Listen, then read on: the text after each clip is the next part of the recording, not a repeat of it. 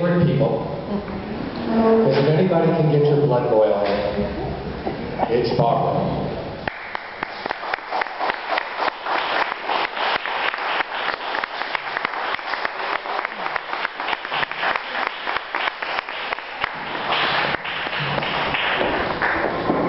Do I need the mic? Nah. I don't think so. All right.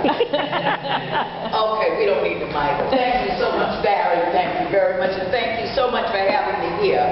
And my special friend Joe from the Wawa Tea Party is here. He surprised me.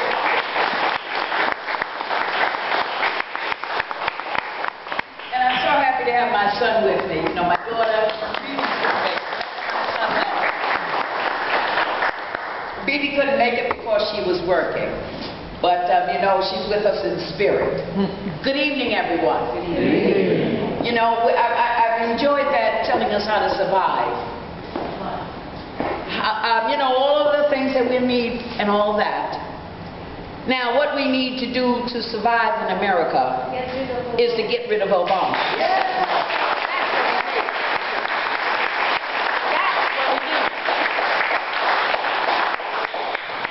You know, I can stand up here and tell you some of the horrible things that are going on. But you know them, because if you didn't know them, you'd be hiding someplace, because they called you everything except a child of God. They called you all kind of racists. They called you Nazis. They told you to go to you know where. They said that you want to hang black people on trees and all of this foolishness. But you're still here. You're still here because you know that America needs you. Silent no more is your theme, and we cannot afford to be silent. You know, Obama, when he was running the first time, he said, "We are the ones we've been waiting for." Well, let me tell you right now, we patriotic Americans are the ones that America needs right now. We are the ones. I don't care what color you are. I don't care where you're from. We are one. We are patriotic Americans. And our country is in trouble because we have ungodly heathens in places of authority. Now, one thing about me, I'm not politically correct. I don't intend to be. You see, we have been too nice. We have been too compromising. We have been too understanding. And look what happened at the DNC. They booed God. 3 times. They didn't even want him on the platform. They didn't want Jerusalem being named as the capital of Israel, who's been our friend and ally for years. People always ask me why I wear a Star of David. I wear a Star of David because the first Christians were Jews. That's right. Without Judaism, there is no Christianity. And remember that. Godless people would love to see Israel destroyed. But by the grace of God, they'll never see it. Amen. Because God has made a covenant with them. And it's our responsibility to stand up, speak up, fight back, and by the power and grace of God, we will win. We will win. Because we are doing what's right. This is right for America to get rid of the heathens. And that's what they are, heathens. The people who founded this country came here for religious freedom. This country was founded on Judeo-Christian values, not on secular humanism. And there's a big difference. And we are being used by God to stand up, speak up, and take this country back. That's what we're here for. That's our job. This is our calling. Because we are the ones America needs right now. We don't need any cowards. We don't need anyone being afraid, being called a name. Forget that. Remember, this is your country. This is your land. This is where God put you, and we have to fight to keep it. And that's the bottom line.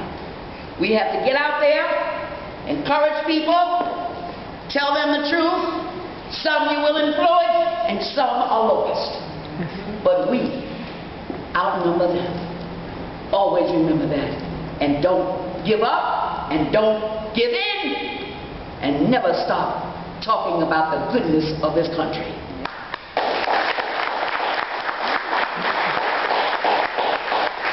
We have our flaws, we know that.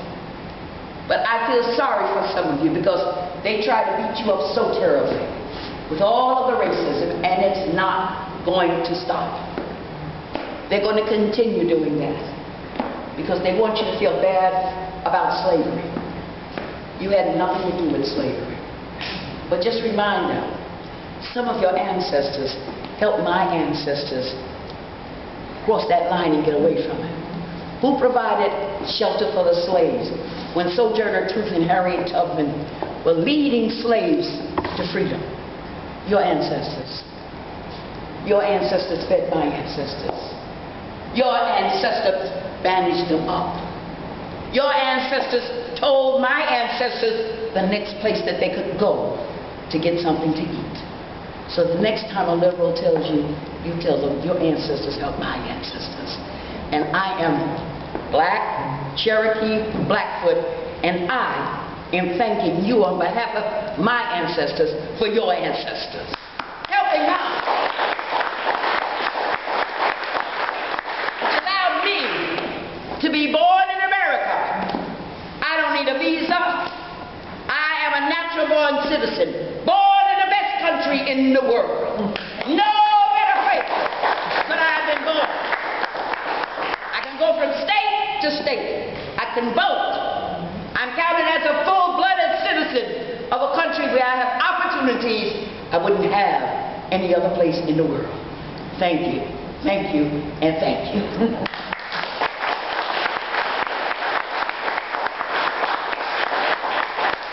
You see, when he loses November the 6th, by the grace of God, Amen. they're going to call you all kinds of racists. You see, they never give you credit for anything. One thing I hope all of you have learned is you don't compromise with a secular humanist liberal, because you'll never do enough. They want your soul. They want to control everything about you, and you'll never make them satisfied. So don't compromise anymore. Do what's right for this country. And what's right for this country is to get all of them out of office. Eric Holder, to value all of them. These people have no shame. They lie from the top down. Lie, lie, lie. This man is going crazy with all of these executive orders because he doesn't want the approval of Congress. We have a constitution in this country, and we have a president where we don't even know where he was born. We don't see anything about his records. We don't know any of that. But he loves those executive orders. He loves the executive privilege. And I cannot understand the Congress. I asked an attorney, is there anything Congress can do about those executive orders? And she told me that yes, Congress can challenge him, but I don't know why they don't. So we the people have to get them out of office. That's all. Congress won't do what they say, what can be done. We have to get them out. From the top on down. There's no compromise. There's no time to think twice about the issue. We have to. For the sake of this country, for the sake of our children and our children's children, he must go. He must go. He must go. Amen. And then this is something that has just been a part of me just recently. I was sharing with Joe a flyer that I made before he was president, that I put on Playtex gloves, mailed from different parts to churches, took a piece of a sponge and did that all around the glue and did all that so they couldn't trace it. It says anti-God. Poster Boy 2008. This is before he was elected president. I mailed hundreds of these out, if not thousands. That's an old flyer. Because when I looked at his senatorial record, I knew he was godless. I knew he would be bad for America. So from then on, this has been what I do, trying to make people aware of who he is. And I'll tell you in a minute, he's 50% black from the outside, but his heart is black. You say, well, you can't read anybody's heart. Anytime a person will vote against giving an infant medicine that has survived an abortion, I think I'm qualified to say that's a black-hearted person. Amen. That's a black-hearted person. And I say it and I don't take it back. Because that is cruel and inhuman. So, I've been on this whatever rant for years. Now, someone asked me, well, what's the temperature or the opinion in the black community? I'm so happy that Obama finally came out and said that he was for same-sex marriage. Because when you told people that was on his 2007 record, they didn't want to believe it. So, but when he said it, well, my son and I, one woman denied that she had even heard it. But at any rate, that is changing the tide in the black community. Thank God. That is Reverend William Owens, who heads the Coalition of Black Clergy, and he said he marched in the Civil Rights March, but he didn't march 1 inch or 1 foot for a man to be married with a man. And then I've heard other black clergy, some supporting it, but most of them are not supporting it. I've heard black people call into station and say that they can't vote because they won't vote for Obama and they will not vote for a Republican. But that's good. I'll take it. Stay home, don't vote. At least we don't have to cancel out that vote. So that's good. I encourage some of them, don't vote. You know, I'll tell them in a minute. But I was in the store yesterday and her church closed and all of that. And of course, every place I go, I'm always bringing up the election. So anyway, I said, you know what? I would never call myself a Christian if I voted for someone who believed in killing babies and for a man to marry a man. And she tried to stumble all around it because she was dressed. But her mind was someplace else because she's an Obama supporter. I said, you know, that's a shame that people will ignore the Word of God. We just go to church to stomp their feet and clap their hands, say, oh, I love Jesus, but they'll vote for someone who will say, a man should be with a man and they'll kill babies. Well, you know, she heard about her food left it. She didn't say bye to me. I don't know why. I don't know why. But why I'm saying that is every place you go, try to influence people to do what's right for America. America needs you today. They have a need. America has a need for a long time. There's some of you in here may say, well, I don't want to vote for a Mormon. You know, I asked God, I said, oh, I hope Mitt Romney doesn't get the nomination, because I said that too. But then he got the nomination. God put it in my heart. He can use whomever he wants to do his work. Then it came to me, there was a king of Persia named Cyrus. He was not a believer. And prophets wrote about Cyrus before he was born. Isaiah wrote about him, Daniel wrote about him, and Ezra wrote about him. And you know what? Cyrus was anointed by God to free the children of Israel. Now, I'm not saying Mitt Romney has been anointed by God to free us. No, but well, to bring us back from the brink of socialism. God can use whomever he wants to. And you see, the evangelical vote was crucial in the last election. A lot of evangelicals didn't vote. And that may, of course, help cause this heathen to be the president. And I'm going to say heathen because I mean heathen. That's it. Please, if you have reservations because this man is a Mormon, you couldn't have any more reservations than I have had. But God settled it in my soul that I'm going to work hard and vote for Mitt Romney to get him over that finish line.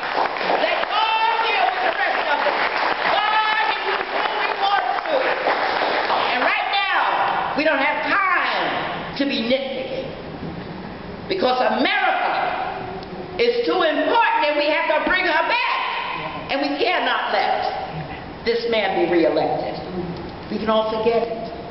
He ignores our Constitution. He hates this country.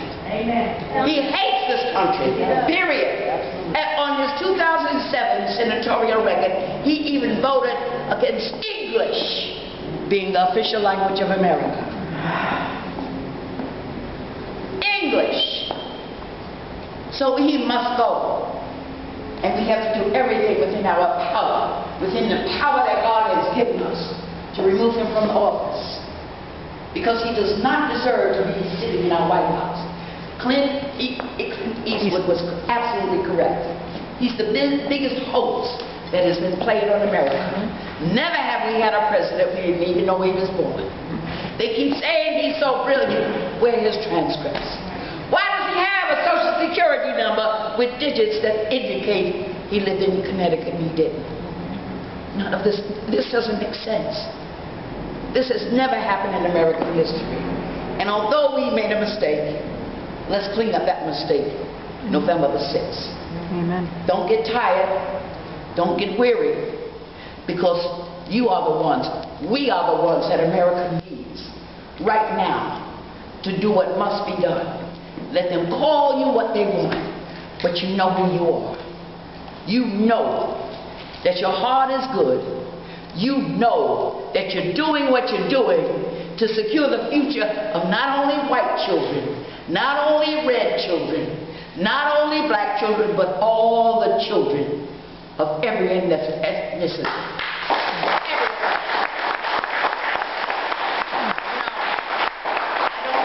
President that goes around and talks down about the American people. Because one thing, we're the most charitable nation in the world because we've been most blessed.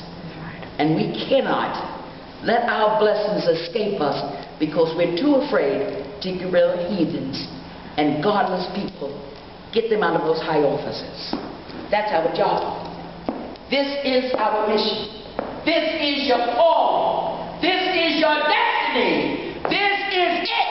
November the 6th. You have to do what you must do, what you can do, what you're strengthened to do, what you're called to do to remove this man from this position. He must go. And you can do it. You can do it. Get your friends. Get your enemies. Get those you haven't spoken to for 20 years. Take them a cup of coffee. Say, come on, I'll take you to the polling booth. Anything, everything. But let's do it together. We will not be silent anymore.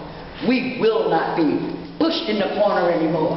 We will not be afraid of what you call us anymore, because we are red, white, and blue America. Amen. And America